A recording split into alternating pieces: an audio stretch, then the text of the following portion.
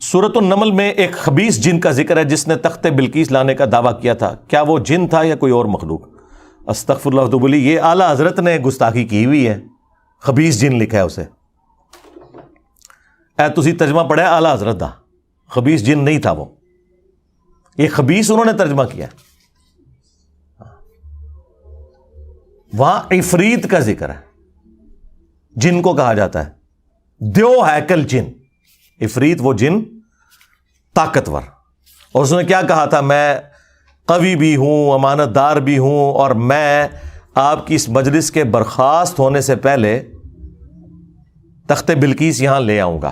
تو مجھے بتائیے حضرت سلیمان علیہ السلام کے دربار میں آپ نے خبیث اور کافر جن بٹھائے ہوئے تھے یا صحابہ جن بٹھائے ہوئے تھے؟ تو یہ تو اعلیٰ حضرت نے سیدھا سیدھا صحابہ کی توہین کی ہے یہ ترجمہ کر کے. کہتے ہیں سب سے ادب والا ترجمہ ہے. یہ خبیث جن کیوں ترجمہ کیا؟ خبیث خود عربی کا لفظ ہے. بخاری میں موجود نہیں ہے دعا ٹائلٹ میں جاتے وقت, اللہم انی اعوذ بک من الخبث والخبائث, میں شریر جنوں اور جنیوں سے تیری پناہ میں آتا ہوں. خبیث کہتے ہیں شریر جن کو, خبیث کا لفظ ہی نہیں قرآن میں, عفریت کا لفظ ہے, پاورفل جن. تو حضرت سلمان کے صحابی کو اعلیٰ حضرت نے خبیث کہا, تو اعلیٰ حضرت پہ اب رافضیت کا فتویٰ چاہیے, ہمیں گستاخ صحابہ کا فتویٰ چاہیے. اور یہ جو تم لوگوں نے دو نمبری مچائی ہوئی ہے نا کہ جی وہ سب سے مؤدب ترجمہ تھا, وہ فارغ کر چھڑا. میں کس نے اتھارٹی دی ہے کہ حضرت سلیمان علیہ السلام کے صحابی جن کو جو ان کے دربار میں تھا, اور دیکھیں وہ کہہ رہا ہے میں قوی بھی ہوں, امانت دار بھی ہوں, نبی کے سامنے اپنی لائلٹی شو کر رہا ہے, تو وہ خبیث جن تو نہیں ہوگا نا, ان کا ساتھی ہوگا نا. ہاں, خبیث جن ان کے دربار میں کیا کر رہے ہیں لاجیکلی آپ مجھے بتائیں. اور اگر خبیث تھا تو حضرت سلیمان علیہ السلام کہہ دیتے کہ بیٹھ جا تو خبیث جن ہے. انہوں نے تو یہ نہیں کہا, انہوں نے صرف یہ کہا کہ مجھے اس سے بھی جلدی چاہیے. تو پھر حضرت آصف بن برخیہ جو اسرائیلی کتابوں میں ملتا ہے, سنن نسائی الکبریٰ کے اندر بھی موجود ہے, آصف نام کا ایک شخص تھا جو سورہ نمل میں آیا کہ اس کے پاس کتاب کا علم تھا. اس نے کہا کہ میں آپ کی پلک جھپکنے سے پہلے وہ لے آؤں گا, اور وہ لے آیا. اس میں میری تفصیلی ویڈیو دیکھ لیں, اس میں سے جو انہوں نے اپنے صوفیاء کی جو کہانیاں ثابت کرنے کی کوشش کی ہے, میں نے پوری انجینئرنگ کی ہے اس واقعے کی, وہ آپ جا کے دیکھیں. تخت بلقیس والا واقعہ بھی, موسیٰ اور خضر علیہ السلام والا واقعہ بھی, ایک ایک شیطرت ان کی میں نے کھولی ہوئی ہے. وہ آج ٹاپک نہیں, ورنہ اور طرف چل پڑے گا. تو وہ لے آئے, اور اس میں بھی دیکھیں حضرت سلیمان علیہ السلام نے یہ نہیں کہا کہ حضرت بڑے پہنچے بزرگ ہو, انہوں نے کہا ھذا من فضل ربی, یہ میرے رب کا فضل ہے, اور وہ چاہتا ہے کہ مجھے آزمائے کہ میں اس کا شکر کرتا ہوں یا ناشکری کرتا ہوں. حضرت سلیمان علیہ السلام نے اس کے اس کرتب کو, جو آپ کے نزدیک کرتب ہے, ہمارے نزدیک کرامت ہے, اس کو اس کے ساتھ نہیں جوڑا کہ اس نے کوئی کمال کیا, کیونکہ انہیں پتا تھا کہ یہ اللہ کا فضل ہے, اور وہ فضل حضرت سلیمان علیہ السلام کی وجہ سے ہی تھا. اس لیے دیکھیں ان کا جو سب سے بڑا امام ہے نا تفسیر میں, فخر الدین رازی, اس نے تفسیر میں لکھا ہے وہ حضرت سلیمان خود تھے لانے والے. ہاں, اے بابا انہوں نے مار چڑیا ہوا انہوں نے, اور فخر الدین رازی کہتے ہیں حضرت سلیمان خود لے کے آئے سن. جڑا آتا نا کہ ایک بندہ جس کے پاس کتاب کا علم تھا, وہ کہتے وہ خود سی, کیونکہ کتاب کا علم تو پیغمبر کو ہوندا ہے, تو وہ خود حضرت سلیمان ہی تھے جو تخت لے کے آگے تھے. ان کی منجی ٹھوک گئے امام فخر الدین رازی. ہم نہیں ویسے ان کے ساتھ ایگری کرتے, یہ الگ سے کوئی بندہ تھا, لیکن اس بات سے ایگری کرتے ہیں کہ واقعی کتاب کا علم جو ہے وہ نبی کو ہوتا ہے. عین ممکن ہے کہ وہ اس دور میں کوئی اور نبی ہو, ایک وقت میں زیادہ انبیاء ہوتے تھے اگلے زمانوں میں, یا وہ کوئی فرشتہ ہو جو انسانی شکل میں ان کا درباری تھا, یا کوئی انسان بھی ہو سکتا ہے. اس سے بابے نہیں ثابت ہوتے. یہ کہتے ہیں جی وہ تخت بلقیس آ گیا سی, اچھا جی ہوں رفع دین کرنا چھڑ دیے, تخت بلقیس آ گیا. منو دسو رفع الدین دی حدیثاں دا تخت بلقیس نال کے تعلق ہے؟ آپ ان کو بتائیں نا کہ نبی الاسلام اس طریقے سے نماز پڑھتے تھے, تو وہ کہتے ہیں وہ تخت بلقیس آ گیا سی, تسی بابے نہیں منتے. یہ نا تہاڈا سب تو بڑا بابا عبد القادر جیلانی اور دوسرا بڑا بابا امام غزالی, دو رفع الدین کے ساتھ نماز کا طریقہ لکھے گئے ہیں غنیۃ الطالبین میں اور کیمیاء سعادت میں, احیاء العلوم کے اندر. بابیاں دے بابے نے جڑے, یہ آپ کے جو بابے ہیں سرکار ہیں لوکل بابے دے, انہاں نوں باہر کوئی نہیں جاندا, اکا دکا لوگ جانتے ہیں. آپ جا کے پوچھیں نا سلطان بہو, تو شاید انڈیا میں بھی کسی کو نہ پتا ہو, بنگلہ دیش میں, یورپ, امریکہ, افریقہ میں نہیں. علی بن عثمان حجویری، کوئی علمی لوگ شاید باہر کے لوگ جانتے ہوں، لیکن دو بابے ایسے ہیں جن کو دنیا میں جہاں جہاں بابوں کے ماننے والے موجود ہیں نا، اس پلانٹ ارتھ پہ جہاں بھی موجود ہیں، وہ سارے لوگ جانتے ہیں، وہ انٹرنیشنل بابے ہیں۔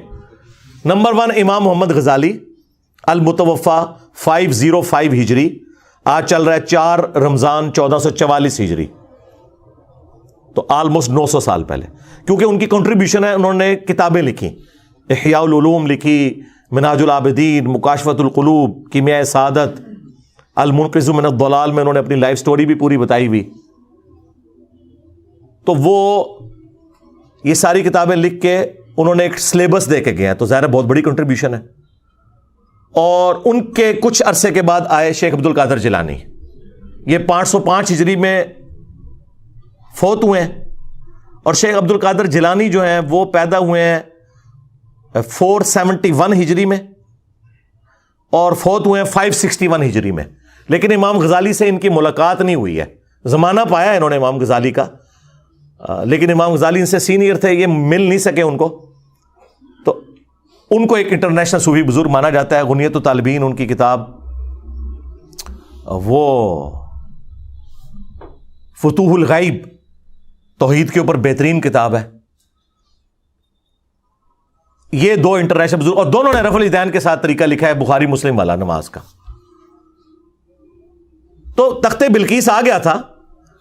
آپ اگر بابوں کے بارے میں کلیم کرتے ہیں تو ٹھیک ہے، وائٹ ہاؤس لا کے مرغلہ ہلز پہ رکھیں، یا ٹیلا جوگیاں ہمارے جیلم کی پہاڑی پہ کوئی لے آئے وائٹ ہاؤس، میرے ہوندے تے نہیں جا سکتا، میں تو ایک بار پڑھنا لا حول ولا قوت الا باللہ، تھوڑا بابا بھی غائب تے وہ لے آئے ہوئی چیز بھی غائب، وہ بابا بہت بڑا آ گیا نا، تو ہم مان لیں گے، ورنہ میں کہوں کہ یہ جو تخت میرے نیچے میں ہے، یہ بھی میں جو ہے سرگودا سے آیا ویسے، اور گاڑی پہ رکھ کے ہمارے امداد بھائی اتنی محنت سے اسے لے کے آئے، میں کہا جی میں پلک جھپکنے سے پہلے یہ لے آیا تھا، تو مان لو گے، کہو گے نا ویڈیو دکھاؤ کتنے ساڑھے سامنے کرو، تو بھائی آپ بھی جب یہ کریں گے تو ہم مانیں گے نا، اس طرح تو نہیں زبانی کلامی مان لیں گے، ٹھیک ہے۔ تو وہ ضمناً میں نے اس چیز کا ذکر کر دیا تاکہ آپ کو پتہ چل جائے۔ باقی یہ جو احمد بریلوی صاحب نے گستاخی کی ہے، یہ بہت خطرناک بات ہے، خطرناک سے بھی اگلا ورژن، خبیث جن کہہ دیا۔ اور بریلویوں کا کلیم یہ ہے کہ سب سے زیادہ مؤدب ترجمہ جو ہے نا وہ ہمارے اعلیٰ حضرت کرتے ہیں۔ ٹھیک ہے، مجھے بھی کئی جگہوں پہ ان کے الفاظ کا چناؤ بہت بہتر لگا، میں باقیوں کو غلط نہیں کہتا لیکن وہ بہتر سمجھتا ہوں۔ مثلا انہوں نے ترجمہ کیا بسم اللہ الرحمن الرحیم کا، اللہ کے نام سے شروع جو مہربان رحمت والا۔ باقیوں نے ترجمہ کیا تھا شروع اللہ کے نام سے، یا شروع کرتا ہوں اللہ کے نام سے، انہوں نے اللہ کے نام سے شروع کیا، لیکن باقیوں کا بھی کوئی غلط نہیں ہے۔ کیسے غلط ہے؟ انہوں نے شیطان کے نام سے شروع کیا، کہتے نہیں جی انہوں نے شروع سے شروع کیا، ہاں یہ کتابوں میں لکھا ہوا ہے، اللہ سے نہیں شروع کیا، شروع سے شروع کیا۔ تو پھر میں ان کو پھکا دیتا ہوں کہ اللہ نے بھی شروع سے ہی شروع کیا ہوا ہے، اللہ سے شروع نہیں کیا۔ بسم اللہ میں بھی اللہ بعد میں آتی ہے، با اور اسم یہ پہلے آتا ہے۔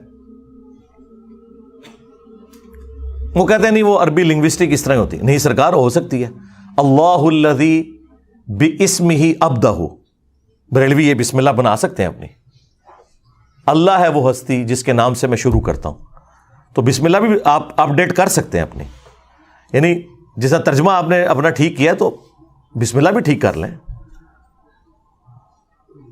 تو اللہ کو عربی آتی تھی، اللہ یوں بھی بسم اللہ نازل فرما سکتا تھا، اللہ الذی، اور یہ تو قرآن میں ہے نا، هو اللہ الذی، اللہ الذی باسمہ ابدہ، اللہ ہے وہ ہستی جس کے نام سے میں ابتدا کرتا ہوں، بسم اللہ یہ ہو سکتی تھی۔ یہ کہانیاں چھوڑیں یار، 10 صحابہ اولو العزم آ جائیں نا عشرہ مبشرہ جنہیں اردو آتی ہو، ہم انہیں قرآن کی عربی کا ایک صفحہ دیں اور کہ اس کا ترجمہ کرو، کیا 10 کے 10 ایک طرح کے الفاظ کے ساتھ ترجمہ کریں گے؟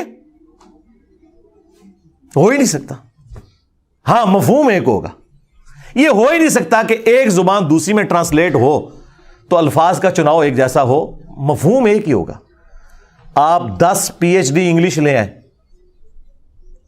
انہیں آپ انگلش کا ایک مضمون دیں اور انہیں اردو بھی آتی ہو, انہیں کہیں اسے اردو میں ٹرانسلیٹ کرو, کیا ورڈ بائی ورڈ ایک ایک لفظ ملتا جلتا ہوگا؟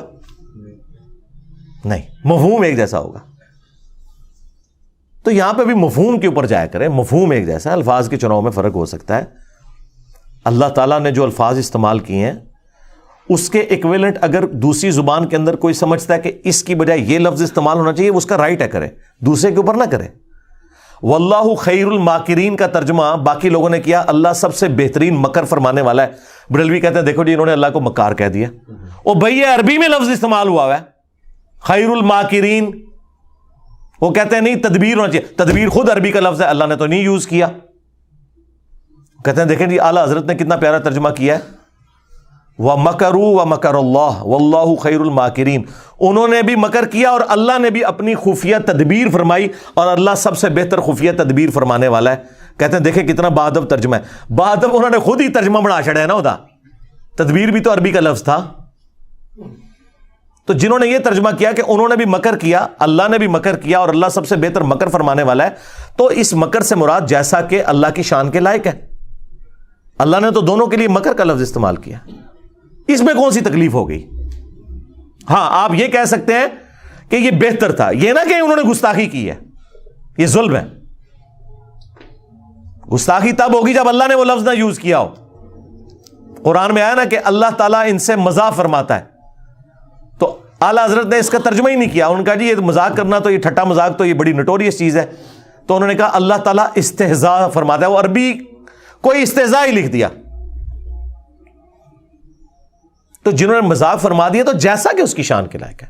جس طرح اعلیٰ حضرت نے ایک جگہ صحیح ترجمہ کیا ہے, الرحمن علی العرش استوى, رحمان اپنے عرش پر مستوی ہوا, بریکٹ میں لکھا جیسا کہ اس کی شان کے لائق ہے. ویسے استوا کا ترجمہ انہوں نے بیٹھا نہیں کیا, ٹھیک ہے, بیٹھنے کا لفظ بھی نہیں یوز کرنا چاہیے. اپنے عرش پر جلوہ گر ہوا یا متمکن ہوا, یا اگر وہ بیٹھنا بھی کر لیتا ہے تو ظاہر ہے وہ کرسی پہ بیٹھنے والی مثال نہیں دے رہا, وہ تو قرآن میں واضح ہے لیس کمثلہ شیء وہو السمیع البصیر. ہم اللہ کے لیے کوئی مثال نہیں بیان کرتے, اللہ کی مثال ہو ہی نہیں سکتی, اس کی مثل کوئی چیز ہی نہیں ہے. اگر کوئی بیٹھا بھی ترجمہ کر لیتا ہے تو وہ بیٹھنے سے مراد یہ نہیں کر رہا ہوتا, یا قرآن میں اللہ کا ہاتھ تو وہ ہاتھ سے مراد یہ ہاتھ نہیں لے رہا ہوتا, جیسا کہ اس کی شان کے لائق ہے, اس کی مثال ہی کوئی نہیں ہے. تو انہوں نے پورے کتابچے لکھے ہیں کہ اعلیٰ حضرت کا ترجمہ ٹھیک ہے اور باقیوں کا غلط ہے, اور وہ اس میں یہ مثالیں دیتے ہیں. تو آپ کا رائٹ ہے کہ آپ بتائیں کہ یہ بہتر تھا, لیکن یہ نہ کہ باقیوں کے ترجمے ہی غلط ہوئے ہیں, یہ آپ نے پڑھنے نہیں ہے. وہ کہتے ہیں جی قل کا ترجمہ دیکھیں اعلیٰ حضرت سے بہتر کسی نے نہیں کیا. قل کا ترجمہ اعلیٰ حضرت نے کیا ہے اے محبوب تم فرماؤ. اب اشرف تھانوی صاحب نے تو کہا ہے اس کا ترجمہ آپ فرما دیجئے, تو آپ میں زیادہ ادب ہے یا تم میں زیادہ ادب ہے؟ آپ میں. تو اعلیٰ حضرت نے تو ادب چھوڑ دیا, یہاں تم کر دیا. تو وہ کہتے ہیں نہیں آپ کو سمجھ نہیں آئی, یہ تم اللہ کہہ رہا ہے. تو اللہ کی جو اپنے نبی سے فریکنس ہے نا, وہ آپ کے ساتھ نہیں ہوگی, تم کے ساتھ ہوگی. ہم کہتے ہیں بالکل آپ کی بات درست ہے, اور کہتے ہیں دیکھیں اعلیٰ حضرت نے کتنا خیال رکھا ہے شان الوہیت اور شان رسالت کا, کہ اللہ اپنے نبی کو آپ نہیں کہے گا تم کہے گا, اور جب نبی اس بات کو امت تک پہنچائیں گے تو وہ کہہ نہیں رہے ہوں گے, فرما رہے ہوں گے. لہذا آپ کہہ دیجئے یہ ترجمہ وہ کہتے ہیں ٹھیک نہیں ہے, تم فرماؤ ترجمہ ٹھیک ہے, کہ اللہ تو اپنے نبی کو تم کہے گا نا, کیونکہ خالق اور مخلوق کا فرق ہے. شکر ہے ادھر انہوں نے مانا ہوا یہ فرق, نہیں تو توحید ان کو سمجھانی پڑتی ہے کہ بھائی خالق اور مخلوق کا فرق بہت بڑا ہے. اور امت سے جب وہ کہیں گے تو وہ فرما رہے ہوں گے, کہہ نہیں رہے ہوں گے, کیونکہ امت کو ان کا ارشاد ہے. تو تم فرماؤ, ہم کہتے ہیں بالکل بہت پیارا ترجمہ ہے, تم فرماؤ. لیکن آپ کہہ دیجئے یہ بھی کوئی غلط ترجمہ نہیں ہے, کسی بری انٹینشن کے ساتھ نہیں ہے. اس طرح وہ کمپیریزن کروا رہے ہوتے ہیں. میں تو کہتا ہوں جس مکتب فکر سے آپ تعلق رکھتے ہیں ترجمہ پڑھیں, آپ کا رائٹ ہے. ڈنڈی اکا دکا جگہ پہ جہاں پہ لوگوں نے ماری ہے نا وہ پکڑی جاتی ہے, اس کی وجہ سے آپ کسی کو یہ نہ کہیں کہ آپ فلاں کا ترجمہ پڑھیں فلاں کا نہیں. بریلویوں نے اعلیٰ حضرت کا ترجمہ پڑھا ہے اور اللہ نے انہیں توحید کی حقیقت تک پہنچا دیا. اعلیٰ حضرت نے ترجمہ بڑا پیارا کیا ہے, ایاک نعبد و ایاک نستعین, اے اللہ ہم تیری ہی عبادت کریں, تجھی سے مدد چاہیں. تین خوبصورت چیزیں ایک جگہ جمع کر دی ہیں. باقی سب نے ترجمہ کیا ہے اے اللہ تیری عبادت کرتے ہیں, تجھی سے مدد چاہتے ہیں. یہ پرفیکٹ ترجمہ نہیں ہے, کیونکہ یہاں مضارع کا صیغہ ہے. مضارع میں حال اور مستقبل دونوں کور ہوتے ہیں. ترجمہ اس کا یوں بنتا تھا اے اللہ تیری ہی عبادت کرتے ہیں اور کریں گے, تجھی سے مدد چاہتے ہیں اور چاہیں گے. اور دوسری بات, یہ دعائیہ کلمات تھے, تو اعلی حضرت نے دعا پلس حال پلس فیوچر مستقبل تینوں کو ایک جگہ جمع کر کے ترجمہ پتہ کیا کیا ہے, اے اللہ تیری ہی عبادت کریں تجھی سے مدد چاہیں. یعنی آج بھی اگر عبادت کر رہے ہیں تو تیری کریں, مستقبل میں بھی کریں تو تیری کریں, اور دعا بھی ہو گئی اے اللہ تیری عبادت کریں تجھی سے ہی مدد چاہیں. میں کہتا ہوں کلاس ہے, یعنی یہ 100/100 نمبر بنتے ہیں. اس طرح کا ترجمہ اور کسی نے نہیں کیا. یہ لادہ بات ہے کہ اعلی حضرت کے ماننے والے بابوں کو پکار رہے ہیں. ہاں, لیکن ہم کہتے ہیں اعلی حضرت کا ترجمہ پڑھو تو ہی تک پہنچ جاؤ گے. بریلوی ہو تو اعلی حضرت کا ترجمہ پڑھ لو, دیوبندی ہو تو اپنے اشرف تھانوی کا ترجمہ پڑھ لو, اہل حدیث ہو تو اپنے جوڑا گڑھی صاحب کا ترجمہ پڑھ لو, شیعہ ہو تو اپنے فرمان علی شاہ کا ترجمہ پڑھ لو. انہوں نے بھی یہی ترجمہ کیا اللہ تیری عبادت کریں تجھی سے مدد چاہیں. بعد میں بے شک وہ پکارتے رہے یا علی مدد کہتے رہے یا شیخ عبد القادر جیلانی مدد کہتے رہے, اسے کوئی فرق نہیں پڑتا. قرآن میں تو یہی لکھا ہوا نا. پھر ہم کیوں نہ کہیں کہ مرنے سے پہلے اے مسلمان کر لے اس پہ غور, کتابوں کا خدا اور ہے بابوں کا خدا اور. یعنی کہ اسی خدا کو مانتے ہیں لیکن تعلیمات وہ نہیں ہیں جو کتابوں میں آئی ہیں. بابوں نے اپنی طرف سے ہی دین گھڑ کے آپ کو بتایا.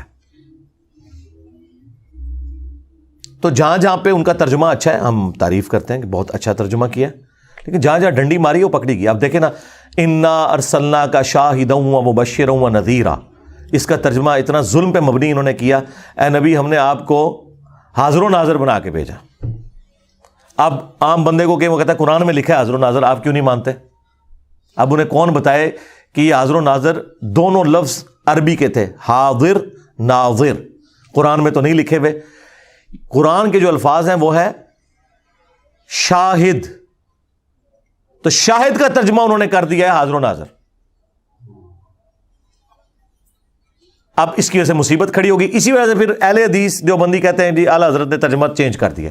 ہم کہتے ہیں کوئی فرق نہیں پڑتا, اعلیٰ حضرت نے اپنی ڈنڈی خود ہی پکڑ لی ہے. ہر جگہ تو بتا ڈنڈی نہ مار سکتا.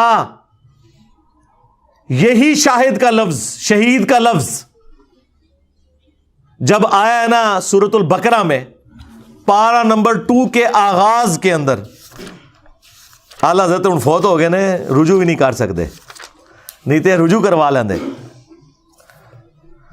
آیت نمبر 143 وَكَذَلِكَ جَعَلْنَاكُمْ أُمَّةً وَسَطًا, اور اس طریقے سے ہم نے تمہیں معتدل امت بنایا ہے, لِتَكُونُوا شُهَدَاءَ عَلَى النَّاسِ, تاکہ تم حاضر و ناظر بن جاؤ لوگوں پر. پوری امت حاضر و ناظر. اب میں وہ ترجمہ وہ کر رہا ہوں, وَيَكُونَ الرَّسُولُ عَلَيْكُمْ شَهِيدًا, اور رسول اللہ تم پر گواہ بن جائیں, تم پر حاضر و ناظر ہو جائیں. اب یہاں پہ امت کو پہلے حاضر و ناظر ماننا پڑنا تھا اور نبی علیہ السلام کو بعد میں. اب اعلیٰ حضرت نے یہاں ترجمہ ٹھیک کیا ہے, تاکہ تم گواہ بن جاؤ اور لوگوں پر, اور یہ رسول تم پر گواہ. آئے ہو نا داڑھ تھلے اعلیٰ حضرت جی, اپنا خود ترجمہ وائلیٹ کر دیا. یہی ترجمہ تھا وہ انا ارسلنا کا شاہدا و مبشرا و نذیرا میں, وہاں انہوں نے اور ترجمہ کر دیا.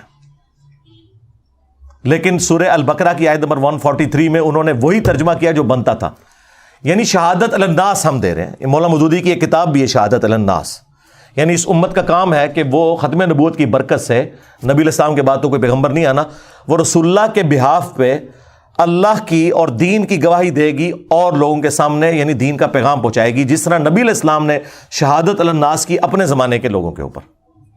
اور اس کے کانٹیکسٹ میں بخاری میں حدیث بھی ہے کہ قیامت والے دن حضرت نوح علیہ السلام کے امتی انکار کر دیں گے کہ ہمارے نبی نے ہم تک پیغام ہی نہیں پہنچایا, تو رسول اللہ کی امت گواہی دے گی کہ حضرت نوح علیہ السلام نے پیغام پہنچایا تھا. حضرت نوح کے حق میں وہ امت کہے گی کہ جی آپ گواہ لے کے ہیں, تو حضور کی امت کہے گی کہ ہم گواہی دیتے ہیں.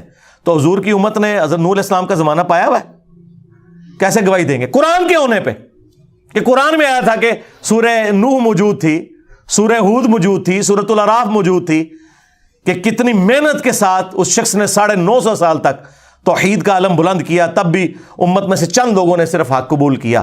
تو یہ امت محمدیہ گواہی دے گی.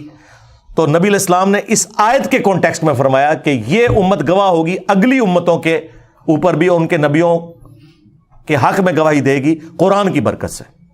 یہ نہیں کہ حاضر و ناظر تھی. یہاں پہ ڈنڈی اعلی حضرت مار گئے اور وہ ڈنڈی پکڑی گئی. پھر سورۃ القصص میں ایسے پکڑی گئی کہ سورہ آل عمران میں، سورہ قصص میں اور کئی جگہوں پہ آیا کہ اے نبی آپ موجود نہیں تھے جب ہم نے موسیٰ علیہ السلام کو کوہ طور کے پاس پکارا تھا. اور اللہ تعالیٰ اپنے نبی کی نبوت کی دلیل یہ بتا رہا ہے کہ تم میں وہ شخص ہے جو اپنی پیدائش سے 1400 سال پہلے، آلموسٹ 1400 سال بھی نہیں، 2000 سال پہلے، حضرت عیسیٰ علیہ السلام سے 1400 سال پہلے کا زمانہ ہے حضرت موسیٰ کا. اپنی پیدائش سے 2000 سال پہلے کے زمانے میں جو پیغمبر موسیٰ علیہ السلام آئے تھے، ان کی جو کوہ طور پہ ملاقات ہوئی تھی اللہ تعالیٰ کے ساتھ، جیسا کہ اس کی شان کے لائق ہے، وہ بتا رہے ہیں. تو اللہ تعالیٰ فرماتا ہے نبی تم وہاں موجود نہیں تھے جب ہم نے موسیٰ علیہ السلام کو ندا دی تھی، تب بھی تم بتا رہے ہو، تو اس کا مطلب ہے تمہارے پاس اللہ کی وحی آتی ہے. اللہ کے نبی کی نبوت کی دلیل بنایا جا رہا تھا، لیکن ساتھ ایک مسئلہ بھی کلیئر ہو گیا کہ حضور وہاں پہ حاضر نہیں تھے، کیونکہ ان کا یہ عقیدہ ہے. مفتی احمد یار خان نعیمی نے جال حق میں لکھا ہے کہ حضور اگلی امتوں میں بھی حاضر و ناظر تھے، صرف اس امت میں نہیں. تو قرآن میں تو لکھا ہے نبی تم وہاں موجود نہیں تھے. تو پتہ کیا کہتے ہیں؟ وہ کہتے ہیں قرآن نے حاضر کی نفی کی ہے، ناظر کی نہیں کی ہے. یعنی وہاں موجود نہیں تھے، لیکن عالم ارواح میں یہ منظر دیکھ رہے تھے، جس طرح آج قبر مبارک میں پوری امت کو دیکھ رہے ہیں. کوئی عقیدہ بنا لیا. ہم پھر کیا کہتے ہیں؟ رکو ذرا، صبر کرو، آگے چل. سورہ قصص پڑھ، اس میں اللہ تعالیٰ نے فرمایا اے نبی نہ تو آپ وہاں موجود تھے، اور وما کنت من الشاہدین، نہ تم دیکھنے والوں میں شامل تھے، نہ تم حاضر تھے نہ تم ناظر تھے. اس کا ترجمہ آ کے اعلیٰ حضرت نے ڈنڈی مار کے چینج ہی کر دیا اور بدل دیا، کیونکہ انہیں حاضر و ناظر کی نفی کرنی پڑی. شاہد وہی لفظ آیا یہاں پہ، وما کنت من الشاہدین، نہ آپ شاہدین میں تھے. اور اس سے بڑی ڈنڈی ماری مفتی احمد یار خان نعیمی نے. اس نے حاضر و ناظر کے حق میں جو دلائل دیے نا، جال حق اپنی کتاب کے اندر، اس میں جب یہ اعتراض آیا نا کہ قرآن میں تو جگہ جگہ آیا کہ نبی تم وہاں موجود نہیں تھے، اور اس میں سورہ قصص بھی اس بندے نے ذکر کی، تو اس نے سورہ قصص کی آیت آدھی لکھی اور جواب میں لکھا یہاں تو صرف یہ لکھا ہے کہ وہاں موجود نہیں تھے، یہ تو نہیں لکھا ہوا کہ وہاں شاہد نہیں تھے. حالانکہ لکھا ہوا تھا، وہ آیت ہی کاٹ دی، وما کنت من الشاہدین، پہلا حصہ لکھ دیا کہ نبی تم وہاں موجود نہیں تھے. یہ اگر کسی نے کیا ہے تو جو قرآن میں آتا ہے نا کہ جو لوگ ہماری آیات میں ہمیں ہرانے کی کوشش کریں گے ہم ان کے ساتھ پھر وہ حشر کریں گے، اس شخص نے اللہ کو قرآن کی آیات میں ہرانے کی کوشش کی ہے. آیت آدھی لکھ دی اور جواب الٹ دیا کہ اس میں تو یہ لکھے وہاں موجود نہیں تھے، یہ تو نہیں ہے کہ گواہ نہیں تھے، لکھا ہوا ہے جناب وما کنت من الشاہدین. اسی لیے میرا کلپ بھی اپلوڈ ہوا تھا، قرآن میں تحریف کرنے والا مفتی. قرآن کی عربی میں کوئی تحریف نہیں کر سکتا، بس اس کی گارنٹی ہے. ترجمے میں، تفاسیر میں علماء کرام نے وہ کچھ کیا ہے کہ آج امت یہ ساری گمراہیاں انہی کی وجہ سے بھگت رہی ہے. گارنٹی صرف ٹیکسٹ کی ہے، انا نحن نزلنا الذکر وانا لہ لحافظون. اور وہ جو ترجمے میں بھی ڈنڈی ہے وہ بھی خود ان کے اپنے ترجمے سے پکڑی جاتی ہے. اس لیے میں کہتا ہوں آپ یہ نہ کہیں کہ فلاں کا پڑھو فلاں کا نہ پڑھو، خود ہی جب کوئی پورا ٹوٹالٹی میں قرآن پڑھے گا اسے پتہ چل جائے گا کہ کیا ہوا ہے. اسی طریقے سے جہاں جہاں کوئی سخت آیات آتی ہیں نا اور اعلیٰ حضرت کا دل نہیں مانتا اور وہ سمجھتے ہیں یہاں حضور کی گستاخی ہو جائے گی، وہ مخاطب تو رسول اللہ کو کیا ہوتا ہے، لیکن وہ اس کو ہٹا کے اے سننے والے. سورۃ الانعام میں آیا نا کہ وہ نبی سے منہ مانگا معجزہ مانگتے تھے، تو اللہ تعالیٰ نے فرمایا کہ اے نبی اگر تم سے ہو سکے نا تو زمین میں کوئی سرنگ تلاش کر لو یا آسمان میں کوئی سیڑھی لگا لو، ان کو معجزہ لا کے دکھا دو، ہم تو معجزہ نہیں دکھائیں گے. اور اس میں یہاں تک الفاظ آئے کہ جاہلوں میں نہ ہو. اب ظاہر ہے وہ سمجھ رہے تھے کہ بھئی اللہ تعالیٰ تو اپنے نبی کو اس طرح نہیں کہہ سکتا. بھائی اللہ ہے, اللہ اپنے بندوں کو جس طریقے سے مرضی کرے. ڈاکٹر اسرار صاحب بھی ڈر گئے, یہاں ترجمہ انہوں نے کیا ہے نبی جذباتی نہ ہو. ٹھیک ہے سرکار, اس سے کیا فرق پڑتا ہے؟ اللہ تعالیٰ نے تو حضرت نوح علیہ السلام کے لیے بھی کہا تھا کہ تم اس چیز کے بارے میں سوال نہ کرو جس کے بارے میں تمہیں علم نہیں ہے. جب انہوں نے اپنے کافر بیٹے کے لیے دعا کی تھی, وہاں پہ بھی الفاظ ہیں نوح جاہلوں میں شامل نہ ہو. وہاں تو حضرت نوح علیہ السلام کو مینشن کر کے اللہ نے کہا ہے. چلو یہاں تو تم سننے والے ترجمہ کر لو گے, وہاں کیا کرو گے؟ وہاں تو نوح علیہ السلام کو مخاطب کیا جا رہا ہے. یہ تو نہیں ہو سکتا کہ نوح علیہ السلام کے لیے آپ یہ لفظ مان لیں اللہ کی طرف سے اور نبی کے لیے نہ مانیں, وہ بھی تو پیغمبر ہیں. لیکن چند کریٹیکل آیات شکر ہے ایسی ہیں جس کا ترجمہ اعلیٰ حضرت نے بھی چینج نہیں کیا. ایک آیت تو میں ضرور کہوں گا کہ وہ آپ پڑھیں, سورۃ الاعراف کی آیت نمبر 188, جس کے بارے میں میرا یہ دعویٰ ہے کہ یہ وہ آیت ہے جو آپ مسلمانوں کے مجمع میں کسی چوک یا چوراہے میں پڑھیں تو شہادت واجب ہو جائے گی. آپ کو کوئی نہ کوئی 295C لگا کے قتل کر دے گا, خواہ آپ اعلیٰ حضرت کا ہی ترجمہ پڑھ دیں سورۃ الاعراف کی آیت نمبر 188 کا, کیونکہ پورے کے پورے ان کے جو عقائد اور نظریات جو انہوں نے گھڑے ہوئے ہیں نا, وہ سارے ایک آیت سے فارغ ہو جاتے ہیں. اور اعلیٰ حضرت نے اس کا ترجمہ بالکل ٹھیک کیا ہوا ہے, کیونکہ وہاں تو یہ کہہ نہیں سکتے تھے کہ اے سننے والے. وہاں تو نبی علیہ السلام کو ڈائریکٹ کہا جا رہا تھا قل کے ساتھ. وہ آیت میں کور کر دیتا ہوں تاکہ ایٹ لیسٹ قرآن کے حوالے سے آپ کو یہ کلیئر ہو جائے کہ قرآن کا خدا اور ہے, قرآن کا پیغمبر اور ہے, بابوں کا پیغمبر اور ہے. اگرچہ وہ اسی پیغمبر کو مانتے ہیں لیکن ان کوالٹیز کے ساتھ مانے نا جو قرآن و سنت میں آئی ہیں.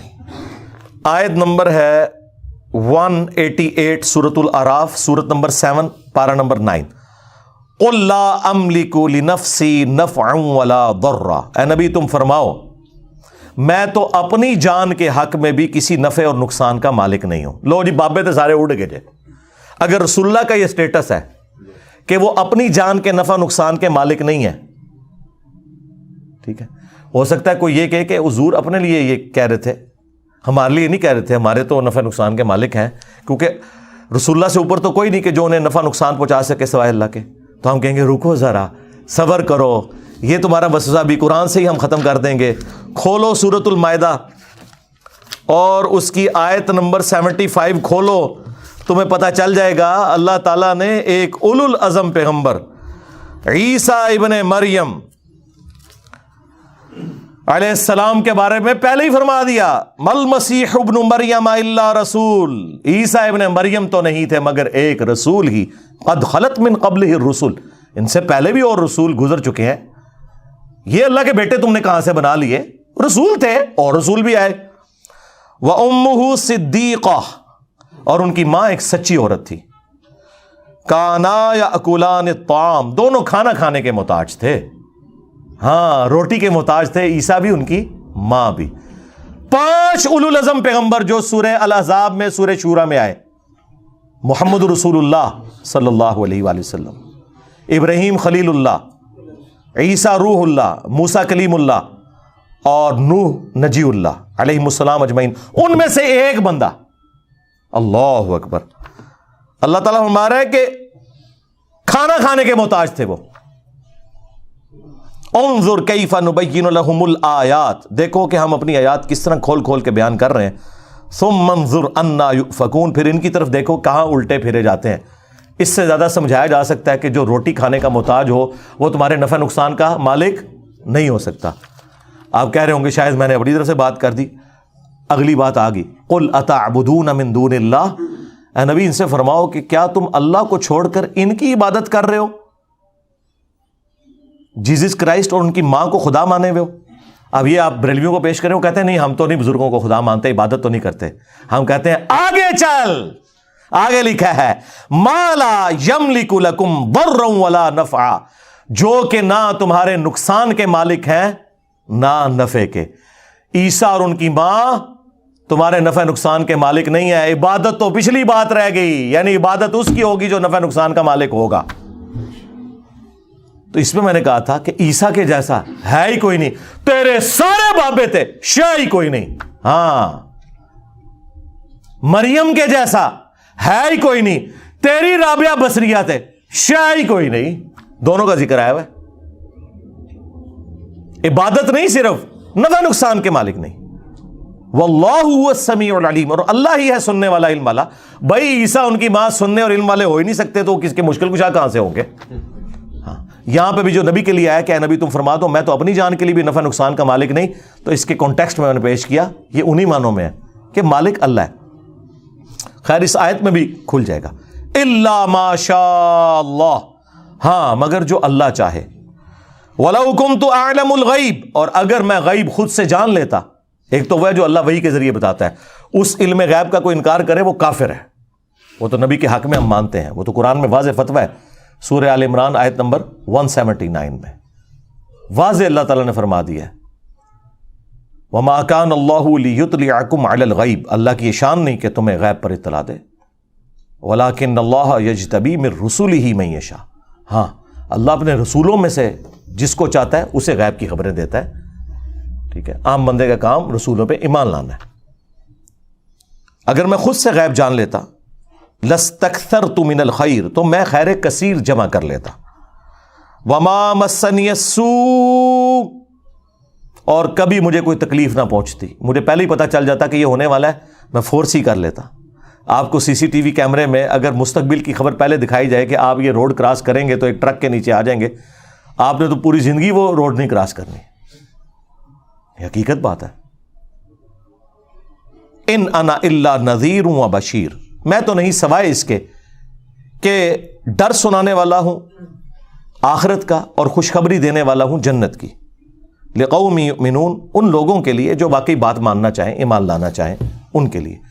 یہ سورۃ الاعراف کی آیت نمبر 188 کا اعلیٰ حضرت نے بالکل صحیح ترجمہ کیا ہے, اور خود مان لیا کہ علم الغیب کا عقیدہ کیا ہے, نفع نقصان کا عقیدہ کیا ہے, سب کچھ مان لیا کہ اللہ ہی اللہ ہے.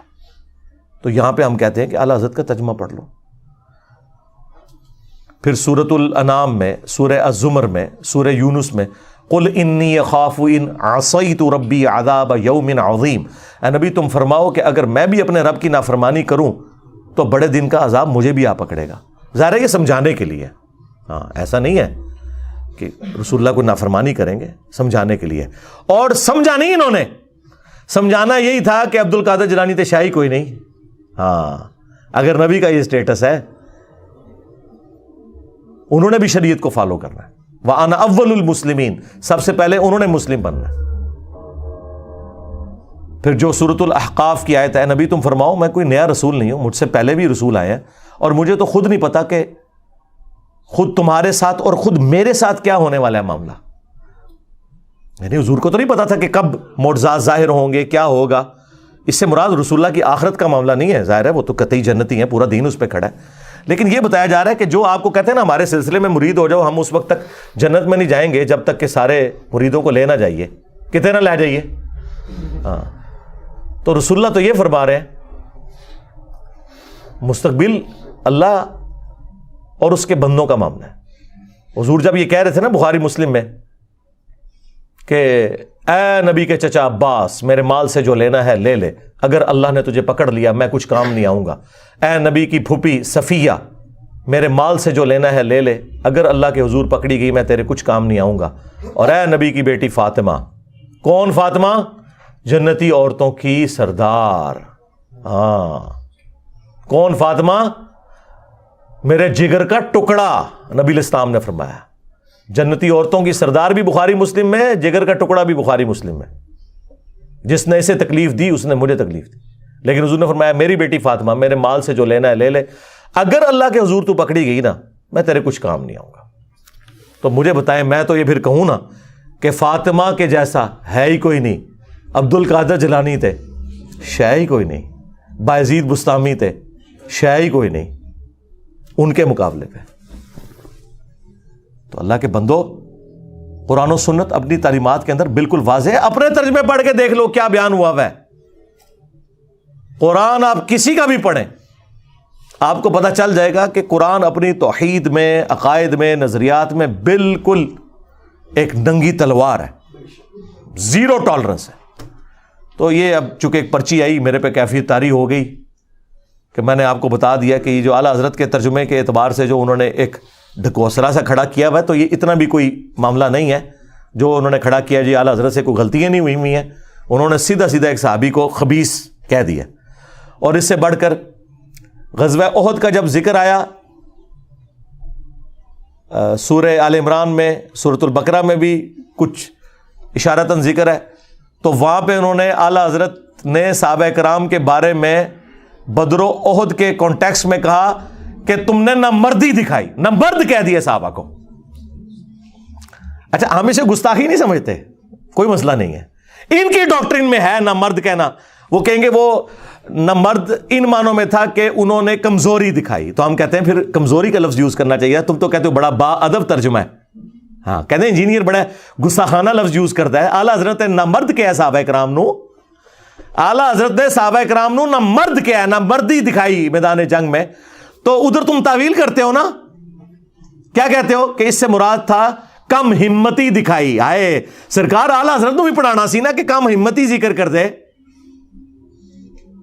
چلو بزدلی کہہ دیتے, اگرچہ وہ بھی ایک گستاخانہ لفظ تھا آپ کی ڈاکٹرین میں. ہمارے نزدیک کوئی ڈاکٹرین میں کوئی بزدلی یا کم ہمت کوئی بھی نہیں ہے, لیکن آپ نے جو کچھ پڑھایا ہے نا اپنی عوام کو, اس میں تو 100% یہ گستاخی ہے. نہ مرد کا ہے صحابہ کرام کو, تو یہ ادھر تعویل کریں گے کہ نہیں جی وہ یہ کہنا چاہ رہے تھے کہ کم ہمتی دکھائی.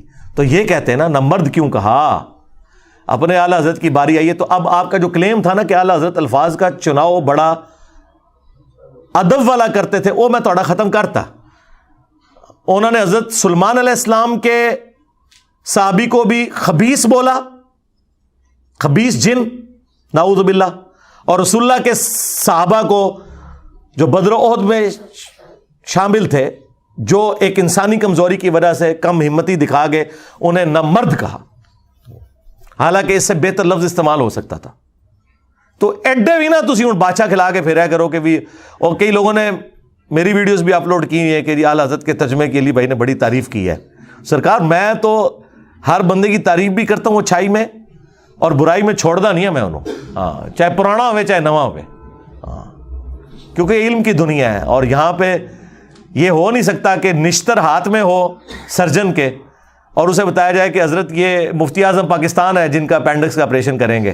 وہ کہے گا جی پاویں مفتی اعظم ہے تے پاویں قاصد اعظم ہے تے پاویں وزیر اعظم ہے, چیرا سارے نو میں لانا ہے. ہاں تے اے علم دی دنیا ہے, اتنے چیرا لگے گا چاہے پرانا ہوئے چاہے نواں ہوئے. علم کی دنیا میں یہ نہیں بات ہوتی کہ آپ یہ کہیں گے پرانا ہے تو تھوڑا ہاتھوں لا رکھو تے اے نہیں, اس طرح نہیں ہوتا. صلو علی محمد وآل محمد, اللہم صلی علی محمد وعلی آل محمد واصحاب محمد وازواج محمد وامت محمد اجمعین الی یوم الدین, آمین.